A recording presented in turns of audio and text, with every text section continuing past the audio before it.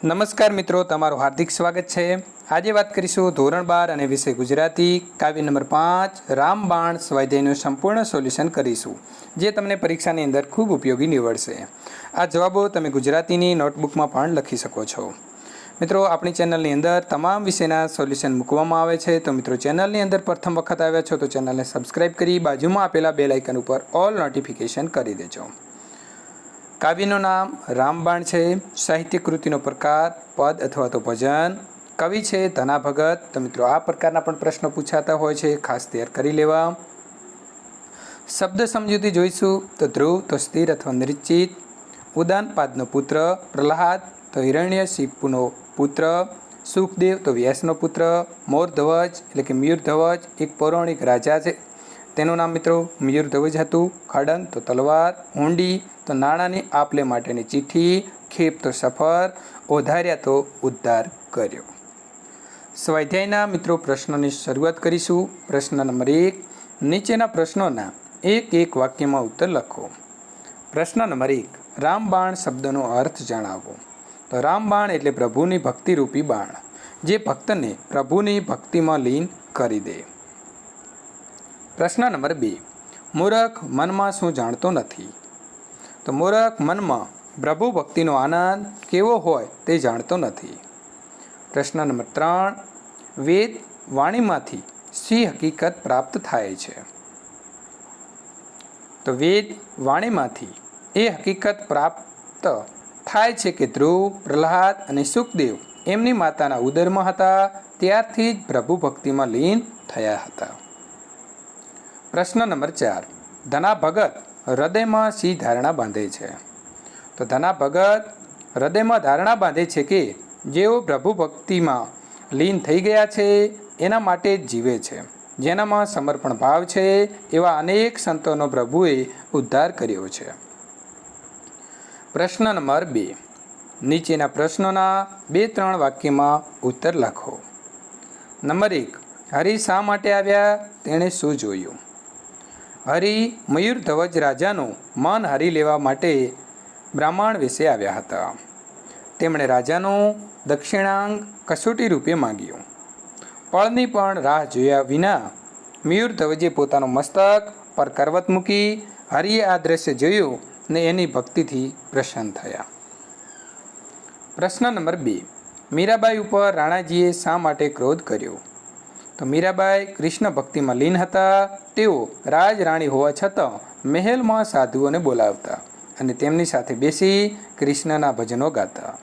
રાણાજીને મીરાબાઈની આ પ્રવૃત્તિ પસંદ નહોતી અને મીરાબાઈ કૃષ્ણ ભક્તિ છોડે તેમ ન હતા। આથી મીરાબાઈ ઉપર રાણાજીએ ક્રોધ કર્યો। પ્રશ્ન નંબર 3, નીચેના પ્રશ્નોના સવિસ્તાર ઉત્તર લખો। પહેલો પ્રશ્ન છે, રામબાણ કોને કોને વાગ્યા છે તેની શી અસરો થઈ છે? રામબાણ ભક્ત ધ્રુવ, પ્રહલાદ, સુખદેવ, મયુરધ્વજ, મીરાબાઈ, નરસિંહ મહેતા તથા અનેક સંતોને વાગ્યા છે।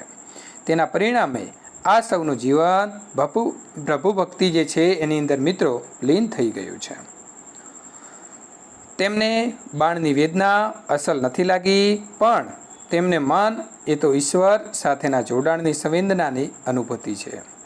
એ ભક્તોને આ રામબાણની વેદનાની પીડા સહેવી પડી નથી। તેમને માટે આ તો એક વરદાન છે। ધ્રુવે સાચા હૃદયથી ઈશ્વરની ભક્તિ કરી, ભગવાને સ્વયં એને પોતાના ખોળામાં બેસાડ્યો। પિતા હિરણ્યકશિપની સામે લડનાર પ્રહલાદના માથા ઉપર ભગવાનના 4 હાથ હતા। સુખદેવજીને પોતાના ગર્ભમાં જ આત્મજ્ઞાન થયેલું। મયુરધ્વજે ભક્તિ ખાતર માથે કરવત મૂકી ઈશ્વર કૃપા પ્રાપ્ત કરી। મીરાબાઈને મળેલો વિષ ભગવાને પીધું। નરસિંહ મહેતાની હુંડી ભગવાને સામળસા બનીને સ્વીકારી। આમ આ ભક્તોએ પોતાનું જીવન પરમાત્મામાં ઓળઘોળ કરી દીધું, એટલે કે સમર્પિત કરી દીધું। આથી પરમાત્મા પણ ભક્તોની ભક્તિથી પ્રસન્ન થઈ એમને ખરે સમયે એમના કાર્યો કરવા આવે છે। પ્રશ્ન નંબર 2, રામબાણ પદનો મર્મ તમારા શબ્દમાં લખો। તો સાચા હૃદયથી જે પરમાત્માની ભક્તિ કરે છે તે પરમાત્મામાં લીન થઈ જાય છે। ભક્તિ રસથી પરમ તત્વ સાથેની અનુભૂતિ થાય છે. તેમને રામબાણ વાગ્યા છે, પ્રભુના બાણ વાગ્યા છે, પણ એમાં તેમને બાણની વેદના થતી નથી. આ તો તેમને મન એક વરદાન છે. સાચા ભક્તે પોતાનું જીવન પરમાત્મામાં ઓળઘોળ કરી દીધું હોય છે. તેમને સમર્પિત કરી દીધું હોય છે. પરમાત્મા એ જ તેમનો સર્વસ્વ છે, સત્ય સ્વરૂપ છે. ઈશ્વરના શરણે જવાથી ખુદ પરમાત્મા ભક્તનું કલ્યાણ કરે છે.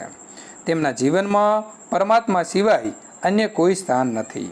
સાચા ભક્તની આવી નિસ્વાર્થ પ્રેમ ભક્તિથી પરમાત્મા પ્રસન્ન થાય છે.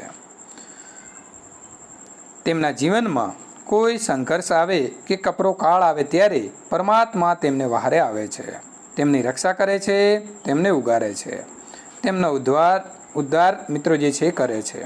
રામબાણ પદનો આ મર્મ છે. તો અહીં સંપૂર્ણ સોલ્યુશન જે છે મિત્રો પૂર્ણ થાય છે.